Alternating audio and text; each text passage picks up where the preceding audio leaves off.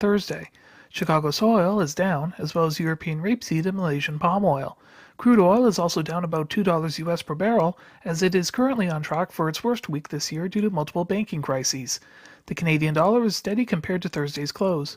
The May canola contract is down $12.80 per ton at $743. In the U.S., corn and wheat prices are higher, while soybean prices are taking a tumble.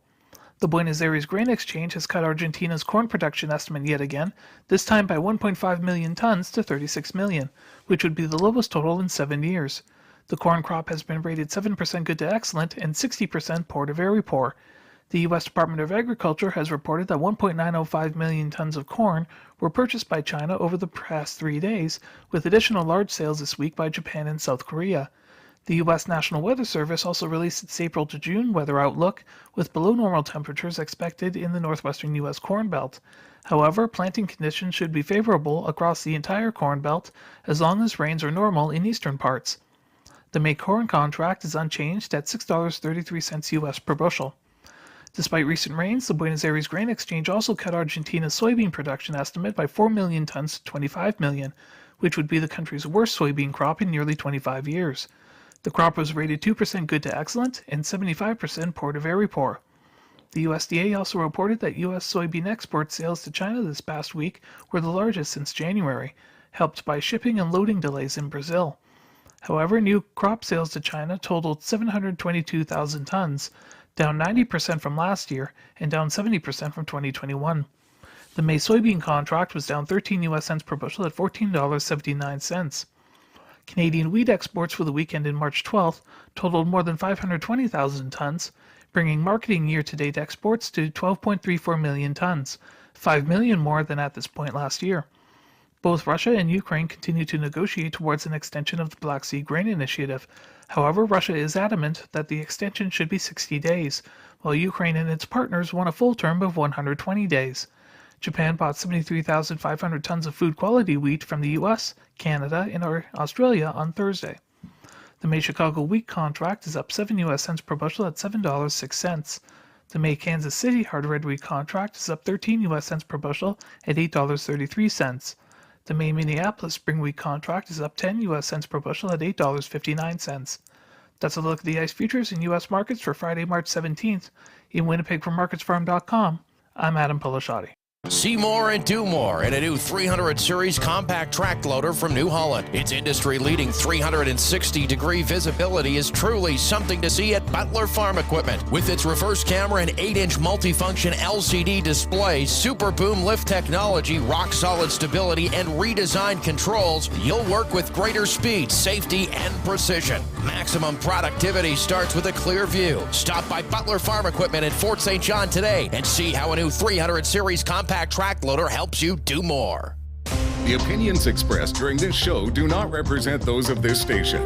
If you've missed any of this show, you can follow the podcast at energeticcity.ca. Now, an in-depth look at the news and information shaping our community. This is Moose Talks with your host, Doug Craig, on Moose FM. Welcome to the program. A little later on, we're going to catch up with Rishav Sharma, the founder of the Peace Region Badminton and Recreational Club. He started the club to share his love of badminton with locals, and he's pretty good at it too, because he's preparing to compete in the BC Winter Games next week in Vernon. He has represented Canada before as well on the international stage. But first, the Inconnu Swim Club has a new head coach after the search started, I believe, even into last summer. So they went a little while without one, but we're very glad she's here. We're very pleased to welcome Carmen Escobar to Moose Talks. Carmen, welcome to the show. Hi, thank you for having me. Thank you so much for taking some time to chat with us today. I know we were chatting before the show. You've actually been here since January, so you're kind of 3 months into this gig almost. But for people who don't know you, can you tell us a bit about yourself and your journey to come to Fort St. John as the head coach of Inconnu? Yeah, well, I am originally from Mexico. I coached there for about 10 years, 11 years. Then I moved to Canada in Ontario, in Hamilton. I was the head coach of Hamilton Aquatic Club for 10 years.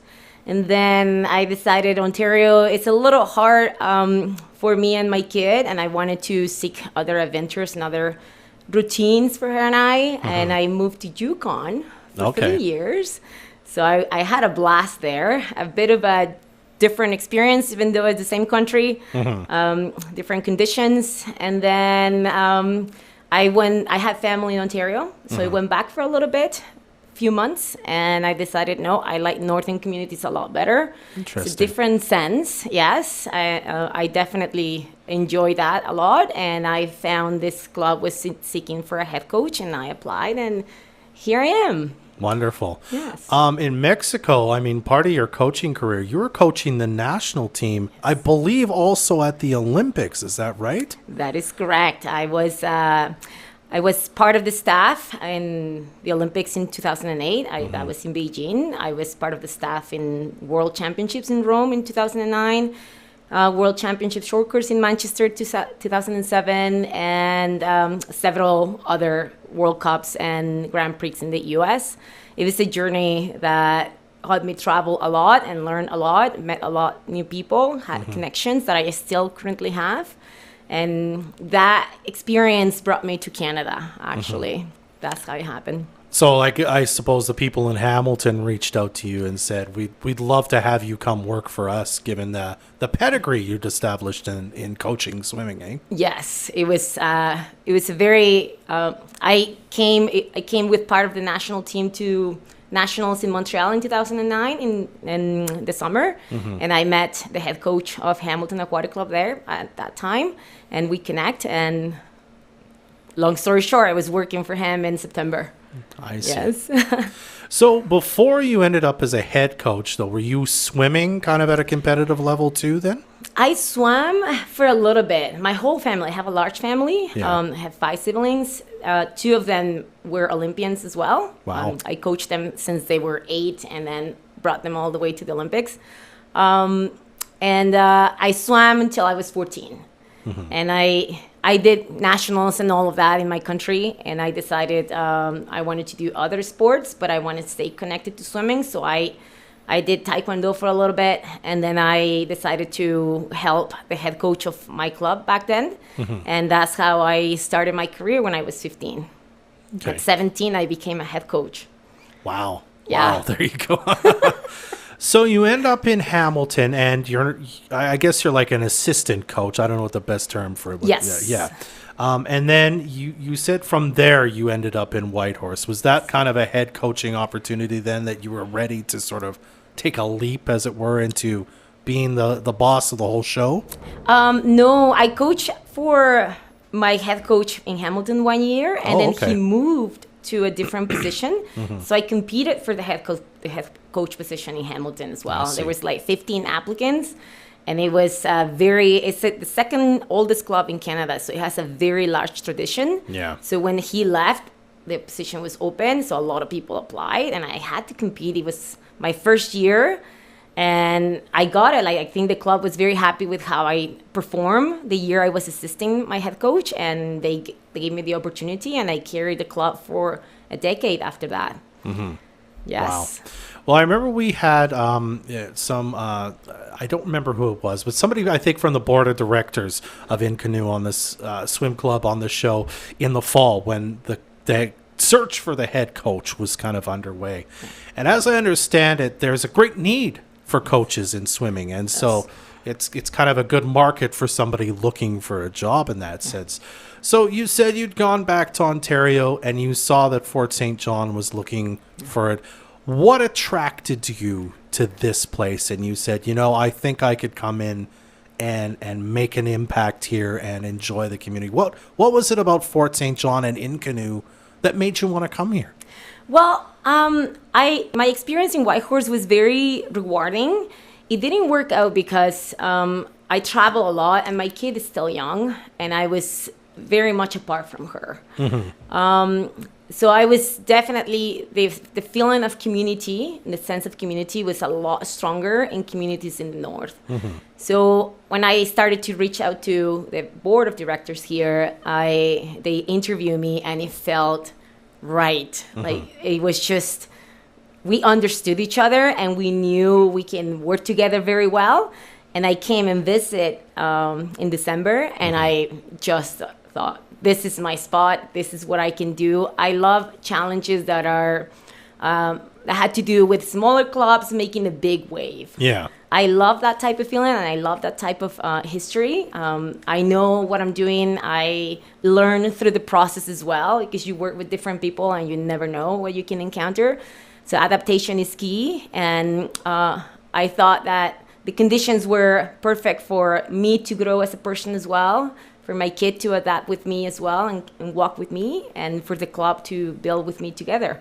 So it was just the right ingredients as well. I think that's what made me thinking, this is the right move. This is what I want to settle. This is what I want to stay for a while and make a big impact. And as soon as I started coaching the kids in January, I thought, okay, this is going to fly very well. And so far we're connecting very good. We're getting along. They are picking up very well to what I'm demanding. And so far the experience has been very much what I have been looking for. And I think this town has a lot of potential. Wonderful. Yes. Now, I don't know, excuse me, a lot about swimming, but as I understand it, kind of between the last head coach and you, the kids or the people in Inconnu were on, I don't remember the term for it, but they essentially conditioning, and they weren't really advancing because they didn't have a head coach to do so. So how much of a challenge was that for you to come in and then say, okay, now we're going to do this? And was there a lot of rust with the kids and sort of going from this sort of way of or method of thinking in terms of training to now we're going back to let's get up to our kind of our competitiveness back up so that we can go, back to tournaments and whatnot and start advancing again? Yes. Even when this club went through that transition, right? They lost their head coach and they had a not head coach for 4 months. Even when there is a back-to-back head coaches, the transition is always hard because we are different. Josh's philosophy is different than mine. So even if I replace Josh right away, it would have been rough for them. So I think, and then they face also pool closure, right? There was a pool closure on top of that. There was no head coach and then an extended pool closure. So when I started, they were significantly behind with reference to other clubs, right? I know where we should be at in January, and they were not there for all these factors, right? So at the beginning, the swimmers did find it a little difficult, but I think my personality helps a little bit, or I try to make it as doable as possible for them. And right now, I don't think the swimmers have any idea yet of how far they have come in 3 months with their fitness level and their physical shape. And we have raced a couple of times. We went to Grand Prairie. Grand Prairie. That word is always difficult for me for some reason. So we went there and we had a blast and a great time. And then we went to Red Deer. That's easier for me in February. And that was also very good notes for us. They perform well. They are kind of catching up. They are, if not swimming faster than what they used to, they are at their level that they were before, which is important. Because swimming it's a very jealous sport. Like if you're not consistently working, it gets mad at you and you just, instead of going one step forward, you go 10 steps back. So it's because we're not aquatics. We're people trying to swim fast in the water. So it's a sport that requires a lot of attention and a lot of detail and a lot of dedication to move 1/4 of a step, right? Like it's just the way it is. And I think we have gained territory with regards to other clubs and other people. We're not there yet, but I'm taking them to Mexico right now for a training camp that they haven't done. This particular group have not been or have that experience before. So we're all hype, and a training camp the purpose of the training camp is to move forwards a little faster because all you do is swimming. You don't have school, you don't have you don't have anything else other than swimming and focus on swimming. So I'm looking to speed it up a little bit and offer them another opportunity to grow, right? Wow. Yes. When do you take them to Mexico? Is that coming up soon? We leave tomorrow. Okay, so for spring break, essentially. Yes, we're there for 10 days. Okay. And that's... Now, in that 10 days, you said they're swimming all the time. Is there going to be any time for a little bit of fun since you'll be in Mexico after all? We sure will have. I have a couple of tours that I want them to know. I mean, when I normally take my teams out for training camp, even in December or in March break or both. Yeah. It's important for them to experience other cultures and other ways of seeing swimming and people and food and everything. So whenever I do training camps, we do focus on training, and that's responsibility number one, but we get to get out there and try new things like food. That's something that everybody's exciting and nervous about, but we'll do that. I'll take them to Tulum and snorkeling and things like that, yes.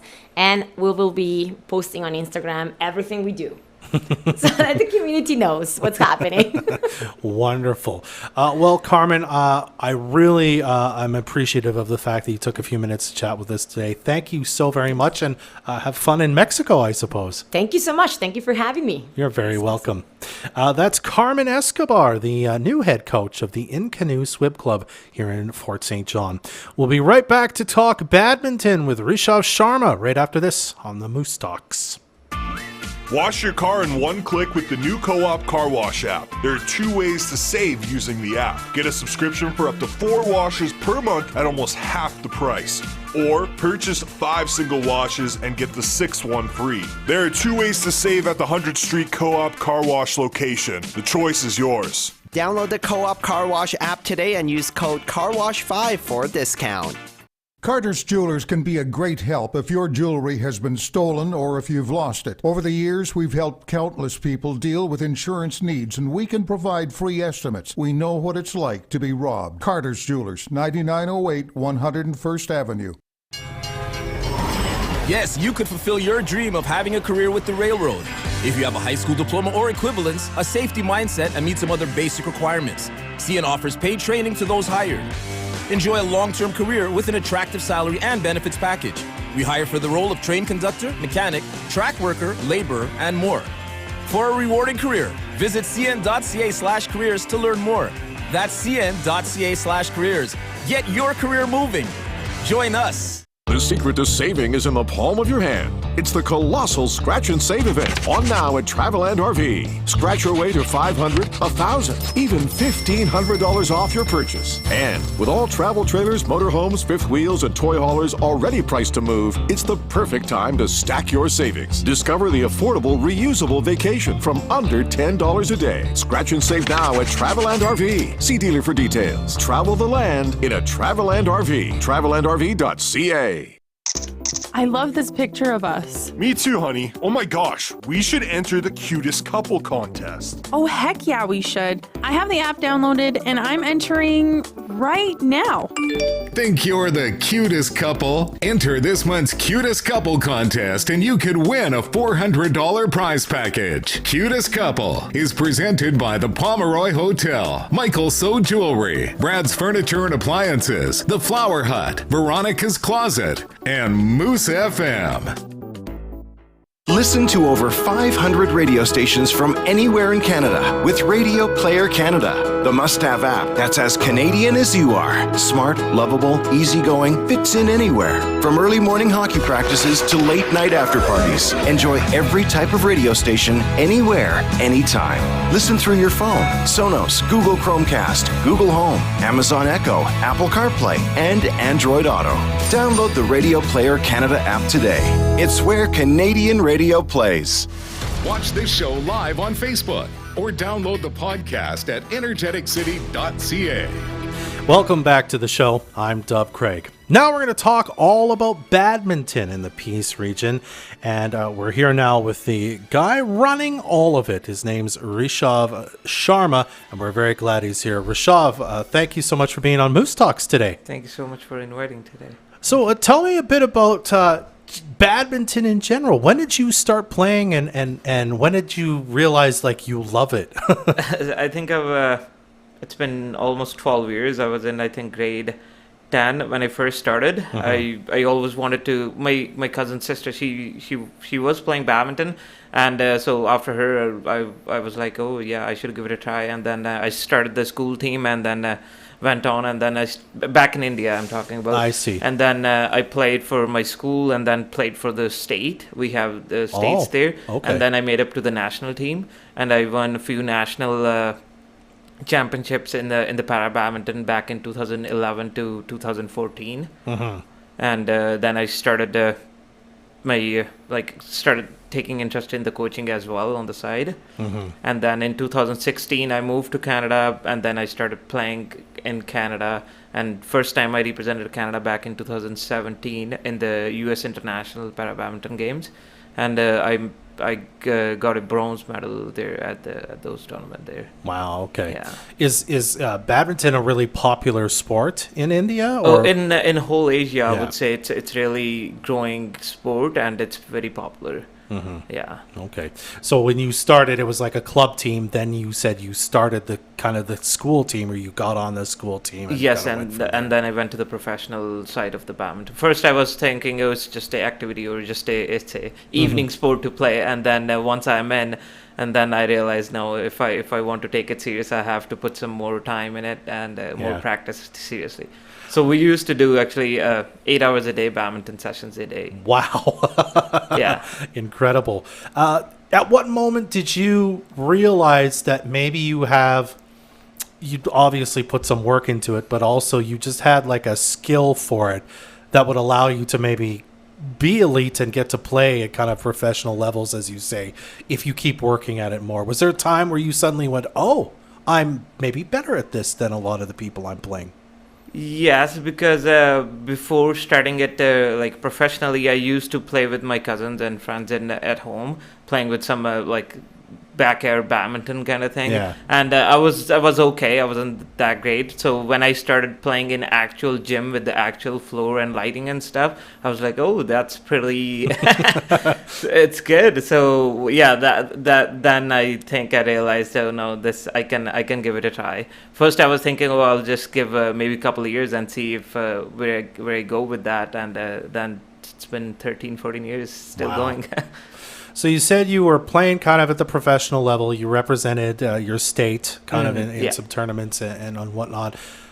Fast forward to when you come to Fort St. John. What brings you here, first of all? I came as a student at the Northern Lights College. I did my business management there, and from 2016 to 2018. So yeah, that was the reason I came to Fort St. John, and that's the first place I moved to in Canada. So straight from India to Fort St. John. And when you came, were you like, I'm going to keep playing badminton here? At first, I was even when I was thinking to move to Canada, I was looking at the Fort St. John and searching badminton clubs in Fort St. John. So there was one that's saying, oh, there's a group, they play every Wednesday and Sunday at this certain school. So when I got here second day, I reached out to the person who was running the program. I said, oh, I want to start. And she said, oh yeah, we'll give it a trial. We'll take your trial. If you're good enough, you can join the club or something. So I went in and tried. So after that, with that club now. And how big was the club kind of at the time when you joined? I would say we probably had 15 to 20 people showing up every practice that time. Okay. And then in 2019, you end up kind of taking over, sort of managing or leading the club. And then you expanded for the kind of the kids to play as well. That's right, Tell me a bit about that and kind of what's changed since then, because I think kind of everything's gotten bigger since then, hey? Exactly, yeah. And so in 2019, I actually in 2018 when I first came in 2016, and in 2018 I went to the BC Winter Games. Yeah. But as a adult supervisor, so there was a team from Prince George, and the coach from Prince George, she invited me to join her as a adult supervisor. Okay. And that time for Zone 8 team, all the athletes were from Prince George. We didn't have any athletes in Fort St. John. So that's the first time when I participated in the BC Winter Games.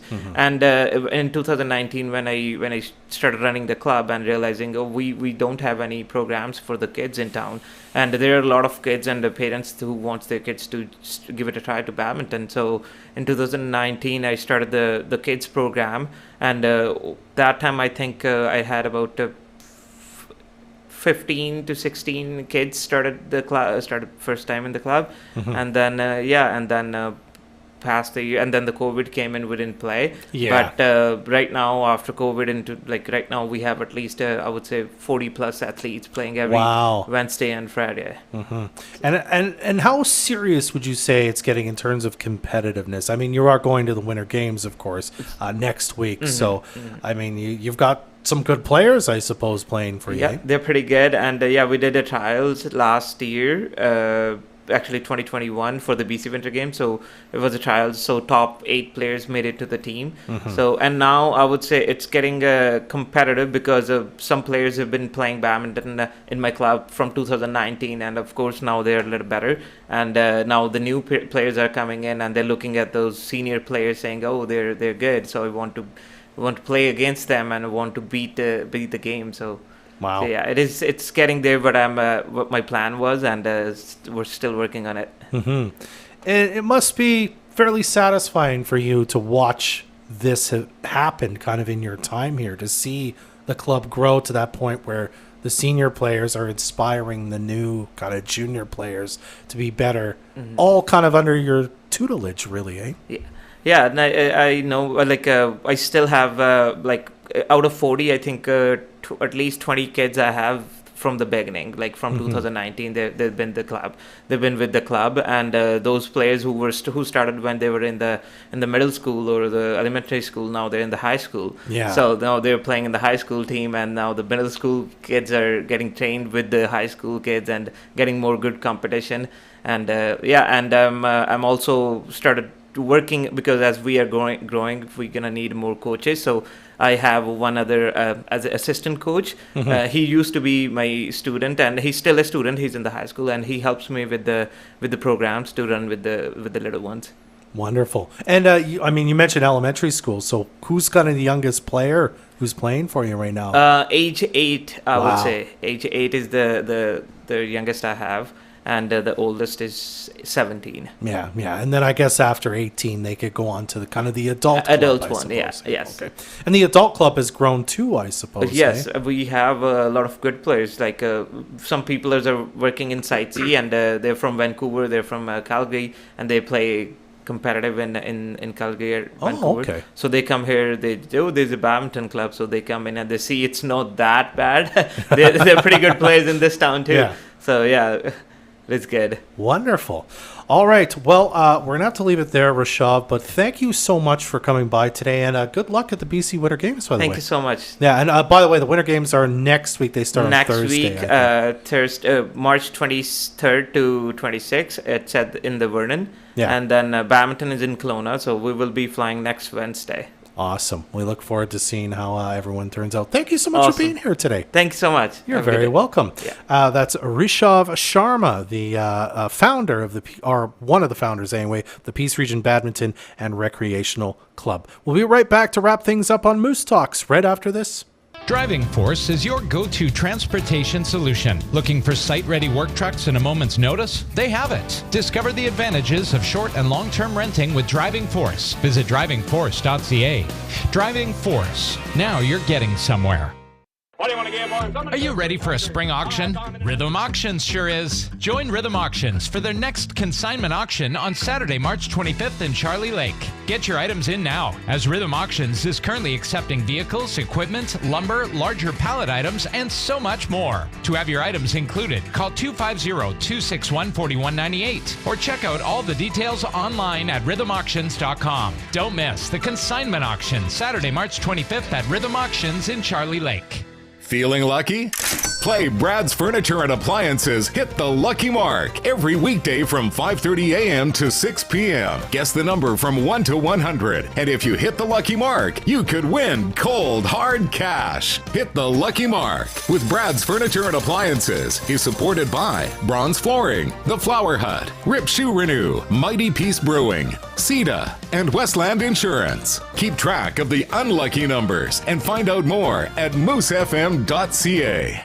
Spring into rollbacks at Walmart. Save $1.50 on select post-family cereals, now only $3.97. And save $1.97 on select varieties of McCain's Super Fries, now only $2.77 at Walmart.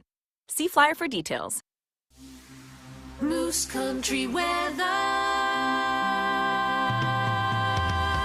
It's going to be a beautiful St. Patrick's Day. Sunshine, high of +4 today. Tonight, clear sky with some fog developing overnight, low of -9. Tomorrow, sunny as well, though it does turn to a mix of sun and cloud as the day goes on, high to +2. And then Sunday and Monday, also sunny with daytime highs hitting +2. Our community first. This is Moose Talks with Dub Craig on Moose FM. Our thanks to our guests today, Carmen Escobar and Rishav Sharma, for joining us. If you missed this episode or you just want to hear it again, you can always listen back to the podcast version over at energeticcity.ca/podcast, or you can seek out the video. It'll be in the video section of either the Moose FM or the energeticcity.ca Facebook page. Well, that's the show for today. The producers of Moose Talks are Jordan Prentice and Trey Lopashinsky. I'm Dub Craig. Be well. Join us next Friday at 10 a.m. for another episode of Moose Talks, a weekly talk show about Fort St. John and the North Peace.